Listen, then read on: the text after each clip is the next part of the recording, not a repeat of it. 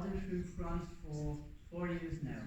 And first of all, on behalf of Waldenström France, I'd like to thank the organizers, SiRIC CURAMUS, SiRIC InsiTu, and SiRIC EpiCure, for allowing us to be here today and speak in front of researchers, doctors, and even patients.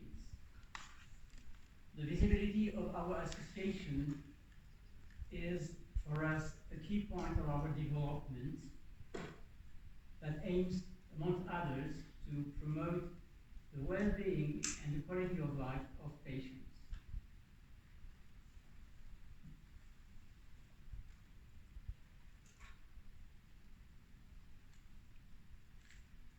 So we were asked to talk about patients' expectations regarding a new treatment. We designed a questionnaire that we sent to all our members, nearly 500 people.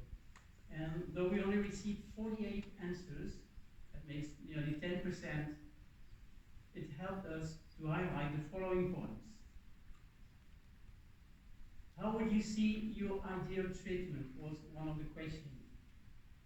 We could see that this ideal treatment would take place at home.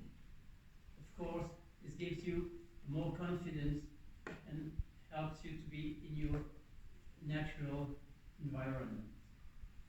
In the hospital, only 8% of the people wish to have that treatment there. It depends, of course, on age, on the presence or absence of caregivers, and on people's anxiety, knowing that the hospital structure will reassure people. Some other points will be discussed later on. So what patients hope for? These are the points that have caught our attention. We all know that research in Waldenström disease is progressing actually, but a new drug is expected. It's not complete healing or definitive cure, as we know it's not possible, but it should bring meaningful improvement. In other words, should bring stabilization of the disease, stop the evolution. The quality of life is, of course, very much signaled by the people. The amelioration of the quality of life enables a more normal social life. That means a greater independence from others, less reliance on constant care. Side effects should be as minimal and manageable as possible. As you can see, those points are not specific to Waldenström's disease, and we can find all those points in most of the chronic diseases that we know. From another point of view, the access to treatment is important, and it has been very well and clearly explained in the previous presentation. A faster evaluation and approval process should give a rapid access to treatment. One should know that time plays against patients.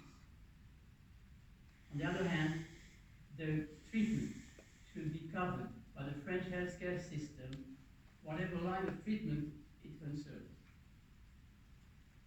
Another point I'd like to emphasize is the patient involvement. A clear information on the benefit risk balance given by the doctor or the nurse is very important, and it is really asked by people. This information will help an active patient involvement in treatment decision, though we know that this pathology, which is really heterogenic and polymorphic, only a doctor can choose the right treatment.